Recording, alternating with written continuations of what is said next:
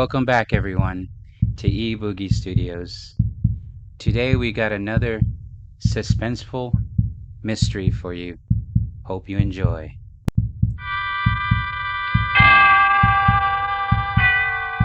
Autolite and its 98,000 dealers bring you Mr. John Hodiak in tonight's presentation of Suspense.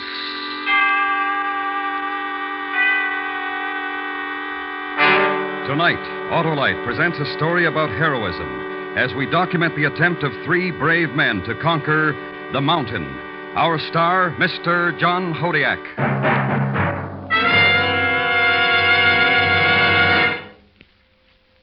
Hello, Harlow. Bottom of the evening to you.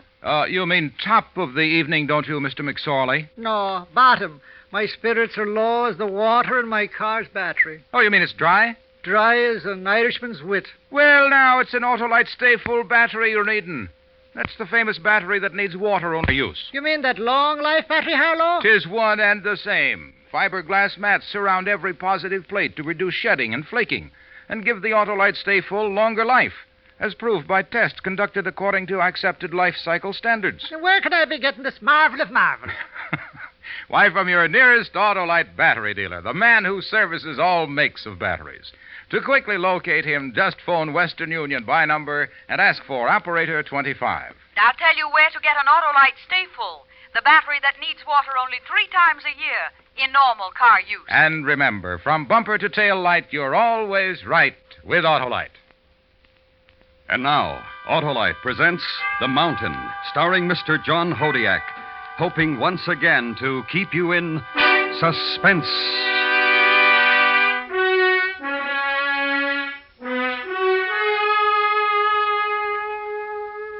We made the fourth camp on the East Glacier, 22,000 feet above sea level. In that cold, thin air, we stood, looking up. And in the great loneliness, we saw it. For a few seconds, as the mist cleared, we saw it. The mountain, the peak towering over us, was beautiful and terrible. Then a swirling curtain moved around it, and it was gone again. There were 6 of us and the porters. Manton and Leeds had been sent back to the third camp some 4,000 feet below. Both had been badly frostbitten. So then there were 6 of us left to make the attempt. Nobody had done it before. No one had ever reached the top of that tremendous windswept place. And now we were ready for the assault. That night we held our last meeting in the fourth camp. Gaines, Thomas, Feldman, Eldridge, Perucci, and myself. That's the best way. The most practical. 3 of us stay and 3 of us try to make it. We stand a better chance if we all do it together. What do you think, Bob? I don't think so. Thomas is right. If 3 of us go and have to turn back, the other 3 will still be fresh. They can have a go. That's right. All right? Sure. Yes, of course. Okay, 2 parties. Thomas, you'll head up the second. Stay at the camp. I'll lead the first one up. Right. Now, wait a minute. Don't we get a vote on this? No, it's a waste of time. Start voting and we'll start arguing again. Those monsoons aren't going to hold off forever. Take it easy, John. Yes. How's your leg, Harry? Not bad. But I might hold you back. You better leave me down here. All right. Perucci, You want me to go? feel up to it? Sure, you bet. Gaines, Okay. You're not acclimated. The cough? It's it'd get a lot worse higher. Better not. Well, look, why not let me go with you and leave Harry in charge down here? That leg will be all right in a couple of days, don't you think, Harry? It ought to be. He hasn't had enough experience for a lead man. Oh. There's nothing wrong with me. Or is there? Well? Well, I don't know, John. It's going to be pretty tough. Well? Well, listen, You John. keep out of this, Thomas. What about it, Bob? I'm in good shape. I guess so. Okay, you, Perucci, and myself. That'll be it. We'll start at daybreak.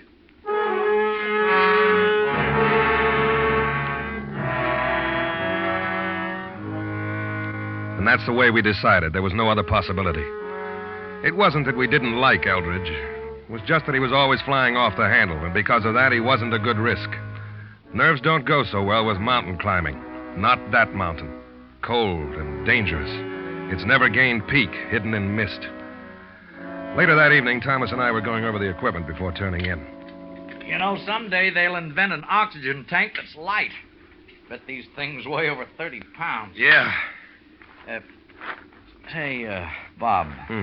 About Eldridge. What about him? Do you think he ought to go? It's the only way, I guess. You're taking a big chance.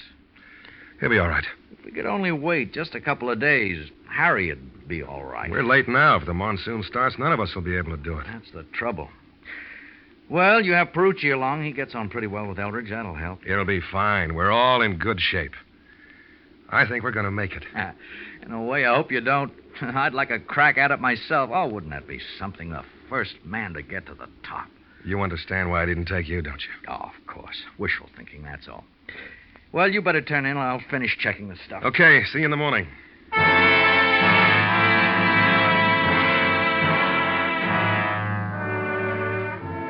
On May the 18th, we started to climb the northwest ridge. We were at 23,000 feet. Each of us carried a 30-pound oxygen tank besides the equipment we needed for our next camp. For 3 or 4 hours, it wasn't bad.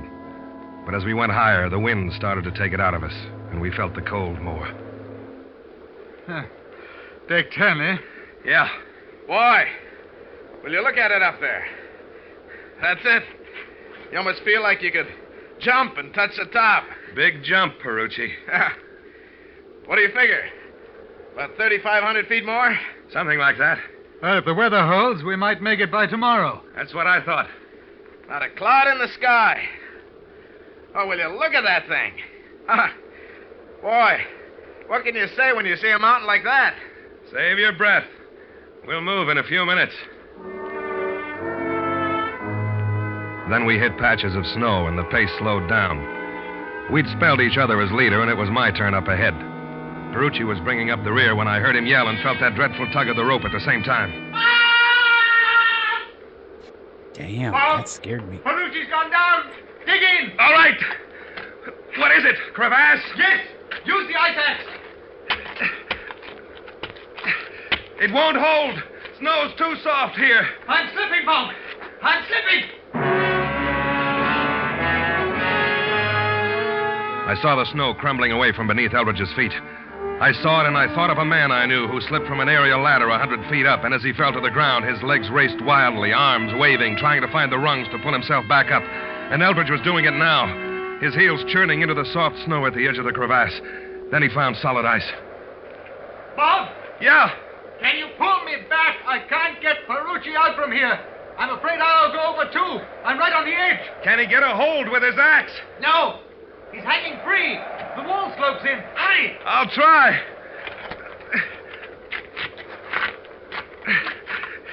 You'll have to pull, too, Bob. I can't do it alone.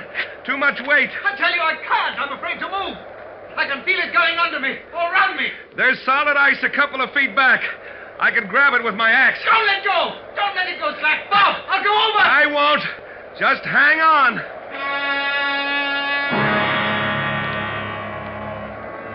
I knew that if I slipped when I reached behind me, it was the end. I looked at the figure of Eldridge below me, his body bent backwards away from the drop beneath him. I closed my eyes, reached behind with my axe, and dug into the ice. I can't! I'm slipping! I can't! And as Eldridge shouted, I thought I heard another cry. And suddenly the rope's weight was lighter. I saw Eldridge fall, then get up on hands and knees and crawl away from the crevasse, toward me. Norman! Where's Norman? He's gone. He fell. He's gone. He can't be. How? I don't know. Perhaps the rope frayed on some ice at the edge. Suddenly it went slack. I heard him, Bob. I heard him. Maybe it's not too deep. He might have fallen into a drift at the bottom. Stay here. I've got to see. I belayed the rope about the ice axe and paid out the rest of it as I slid down the slope to the crevasse. But when I looked over the edge, I knew that dark blue, almost black emptiness below. I knew there'd be no snowdrift for Norman Perucci's body, unless it was perhaps 10,000 feet below us.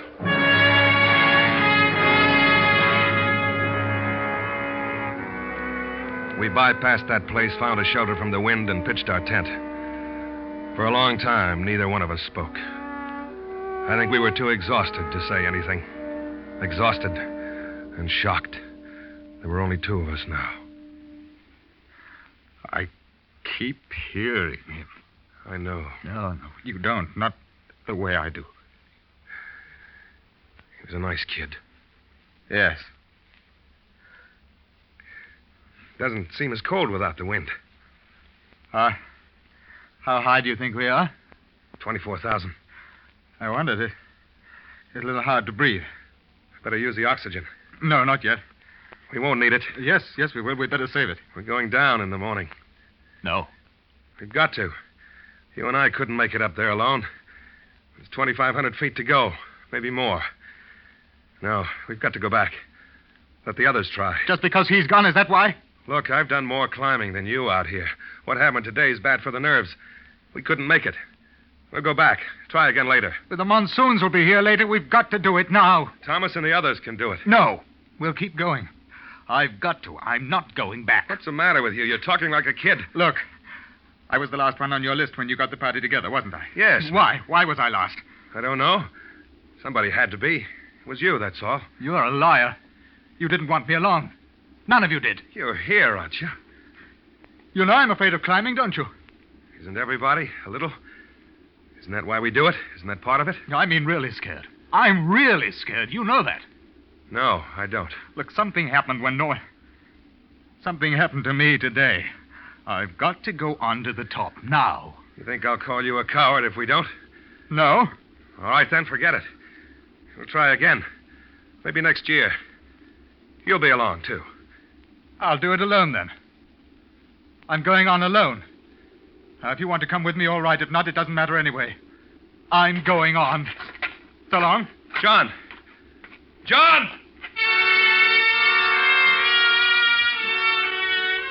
He didn't stop, just moved up the ice slab and around a hummock out of sight. I went back inside the tent to get my pack. I couldn't let him do it alone, and I was trapped into going with him. Then I saw that the fool hadn't even taken his rope. It was neatly coiled in a corner. I grabbed it up. And as I did so, I saw the end of it. The end which had broken when Perucci hung over the crevasse. The rope which Eldridge had said was parted by the ice. But there were no frayed ends. The break was clean. It had been cut through. And the oil of Eldridge's knife blade was still on it. Man, there'd be no way I'll be up there. Hell no.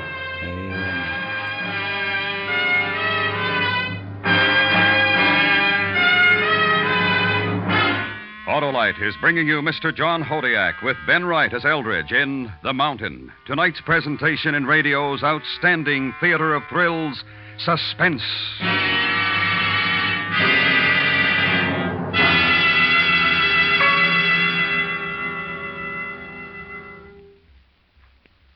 Oh, an Autolite stay full's a battery for me.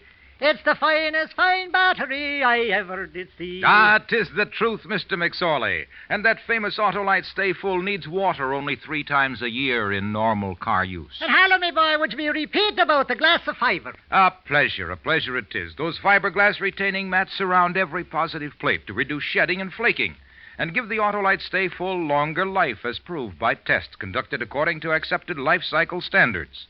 So, friends, visit your Autolite battery dealer. He services all makes of batteries, and he's got an Autolite Stay Full for your car if a replacement is needed. To quickly locate your nearest Autolite battery dealer, call Western Union by number. And ask for operator 25. I'll tell you where to get an Autolite Stay Full, the battery that needs water only 3 times a year in normal car use. And as they say on St. Patrick's Day, From bumper to tail light, you're always right with Autolite. And now, Autolite brings back to our Hollywood soundstage Mr. John Hodiak in Elliot Lewis's production of The Mountain, a tale well calculated to keep you in suspense. In the glove compartment.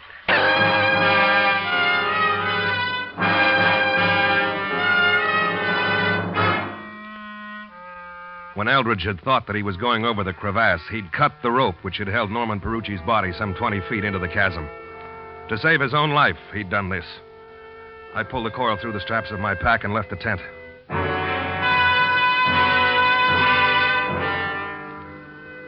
I caught up with Eldridge about 100 feet higher. He was standing on a shallow ledge, catching his breath, and his head was tilted back, eyes fixed on that mountaintop, the brain of the monster. Nasty bit back there.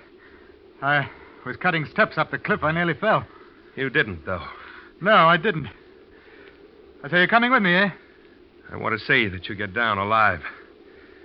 You forgot your rope. I found it in the tent. I didn't think I'd need it. You might. Here. Thanks. We better tie on together. All right. Do you want to go first? No. It's your party now. You lead. All right.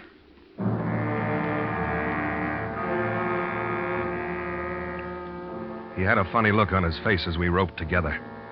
I think he must have known then that I'd found out what he'd done. He didn't say anything, though, but turned and began to move upwards. At 3 o'clock that afternoon, we were at about 25,000 feet. It was hard to breathe now, terribly hard. We decided to rest for a few minutes. I remembered looking down from the ridge, looking down into the incredible scene below. Then up, and the peak which loomed over us, clear against the sky, perhaps 1,500, perhaps 2,000 feet over us. I remembered Perucci's excitement as he'd seen it further down. And even then, I thought it could be beaten, that we might do it. We'll use the oxygen from here as soon as we start again. Can't do any more today. Oh, yes. We can go higher. And what? When it gets dark, camp. Finish it tomorrow, if we don't today. If the storm comes up, we'll be in trouble. It won't. We're going to make it. I know we are. And what? It doesn't matter after that. We'll have to go down to the others. Yes, I suppose so. We'll have to tell them about Norman. Yes. We going to tell the same story? I think we will. You know why I followed you? Why I came along? Yes. Just like that. Yes. You murdered a man, and that's all there is to it. I was afraid. I knew if I went over, we'd all go. It was the only way. If you'd waited, we could have got him out. I didn't know it then. I felt myself going. I had to do it. What's all this for? To wipe out the sin? Get to the peak and be a man again? In a way, perhaps. You won't be. You'll never be. When this gets out, and it's going to, there'll be no place for you to hide. No place to go. We'd better get moving.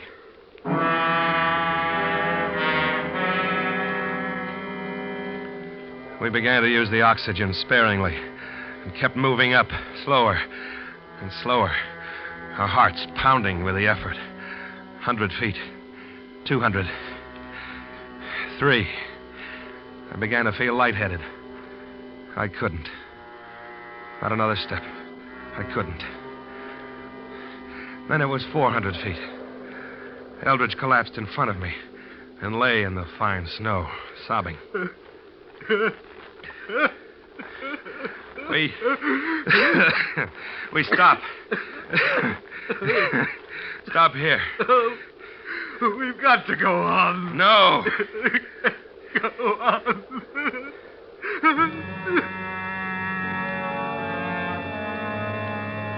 And he sobbed like a child. His mind willed him to keep going, and his body wouldn't allow it. We lay there, using our precious oxygen, because I think had we not done so, we'd have died of fatigue. The wind had died down completely, and there was a silence so complete that you could almost imagine it bore a sound in itself. Deadening, awful. We made camp and tried to sleep. We were too tired to think of food. With the night came a heavy mist, and it began to grow much colder. The morning of May 20th was gray, clouded. The peak of the mountain was shrouded, and I knew that it was going to snow. Directly ahead of us was an ice wall. There was no way around it. We had to climb almost vertically, cut our own steps with ice axe, one by one, and climb. This time I took the lead. And as I knotted the rope, Eldridge said, You don't trust me, do you? You're afraid if I'm leading and you fall, I'll cut the rope again. You might. Let's go. At that point, we had ascended 25,400 feet. The ice wall would take us another 100 higher. The wind began to blow when we were halfway up. 2 pathetic specks on a wall of the world. We'll move around to the right after this step. There's a bit of a ledge. All right. Okay. Come on.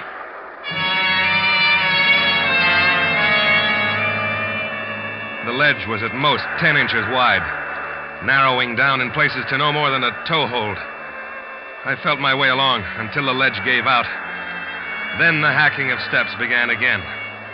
The wind tore at me, screamed, and like a great hand tried to sweep me off the wall. Once I looked down, and it was as though a white blanket were stretched out beneath. It was snow. I could see it billowing up and around, while above, the summit ignored everything beneath. The blizzard hit us as we reached the top of the ice wall.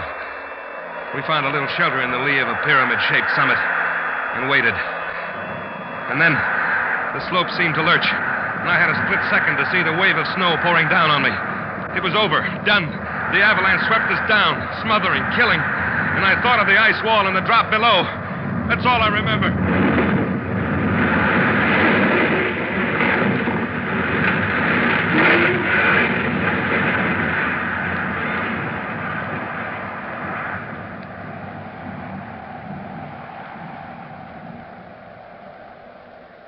I had stopped falling. It was my first thought when I came to. I wasn't dead. I saw a pair of legs crouched next to me. I didn't think you were going to make it. Where'd I land? You're hanging over the ice wall. But you were behind me. You didn't go over. No. Don't ask me why. It must have been a corner of the avalanche that hit us. And you ended up pulling me down. My axe caught in one of the steps, and it held us both. And you pulled me up. Yeah, looks like it. Thanks. How long have I been out? Hour. A little more. Blizzard's letting up. Here. You feel like going on? I think so. All right. You tell me something. What? Why did you pull me out of it? Why didn't you just let me go over the edge? Then you wouldn't have had me around to tell. Look, I'm not a murderer, Bob. I cut Norman's rope because I was afraid. If I thought there was even a chance of us not falling, I wouldn't have done it, but I didn't know. Look, that doesn't excuse me. But it doesn't mean I'd kill you to get out of it. No. I better save the talk. We'll need our breath. You want to lead, or shall I? I'll do it.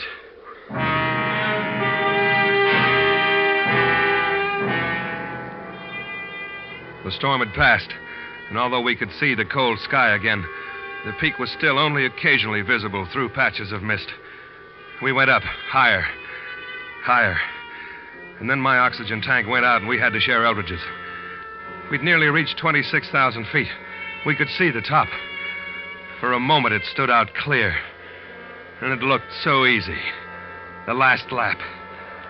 But now we could only move a few steps at a time until we had to rest. And I couldn't get up again.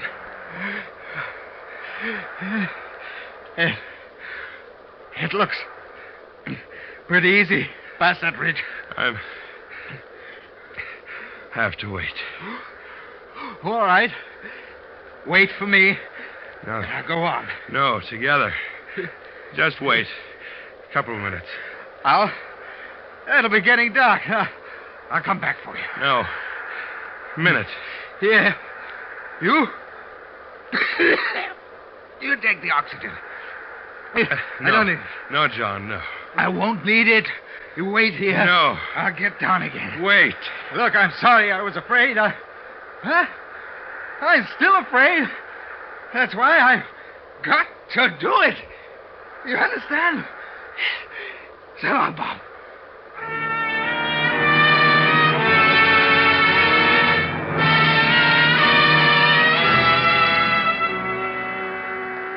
I didn't have the strength to stop him as he untied the rope which had held us together. Then he was gone. And after a while, I felt stronger. I sat up.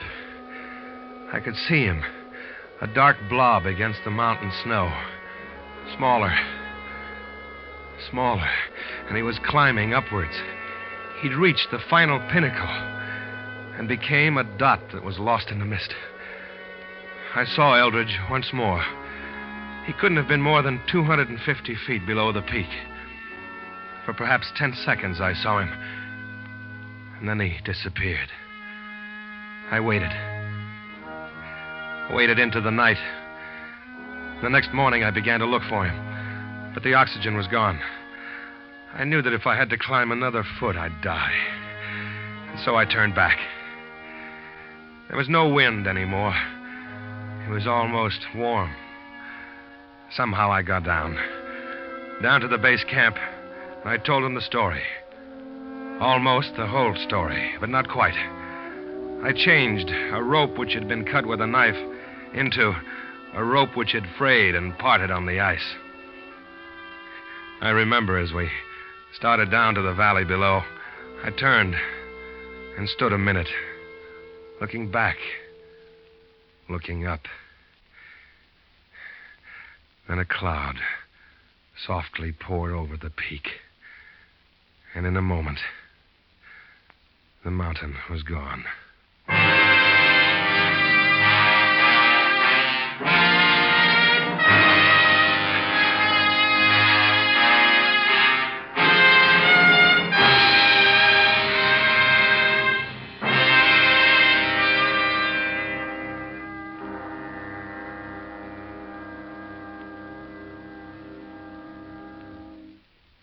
Suspense, presented by Autolite. Tonight's star, Mr. John Hodiak. This is Harlow Wilcox again, speaking for Autolite, world's largest independent manufacturer of automotive electrical equipment. Autolite is proud to serve the greatest names in the industry. That's why during these early months of 1953, the Autolite family joins again in saluting the leading car manufacturers who install Autolite products as original equipment. Our Autolite family is made up of the nearly 30,000 men and women in 28 great Autolite plants from coast to coast, and in still other Autolite plants in many foreign countries. Our family also includes more than 18,000 people who have invested a portion of their savings in Autolite, as well as 98,000 Autolite distributors and dealers in the United States and thousands more in Canada and throughout the world. 3 weeks from now is the climax of this year's Autolite Family Salute program. Autolite will present special programs on both radio and television direct from the Easter Parade of Stars Auto Show in New York's Waldorf Astoria Hotel. So don't miss this exciting suspense radio program originating from the Grand Ballroom of the Waldorf Astoria on Monday, April 6th.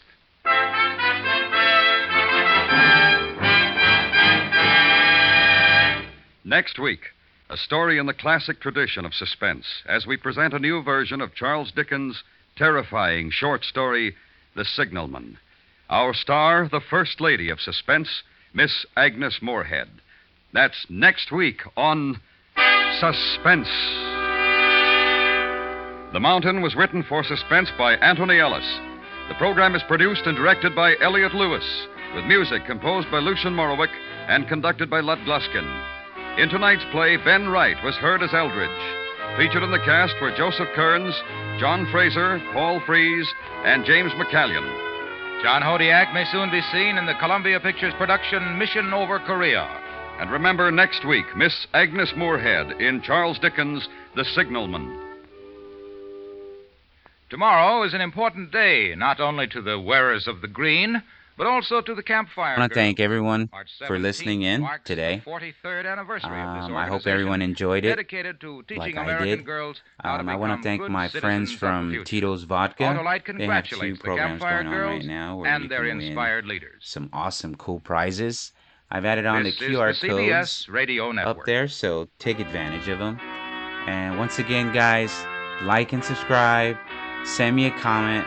Doesn't matter if it's positive or negative. I'm all for it. I love you guys, and I'll see you next time. Peace!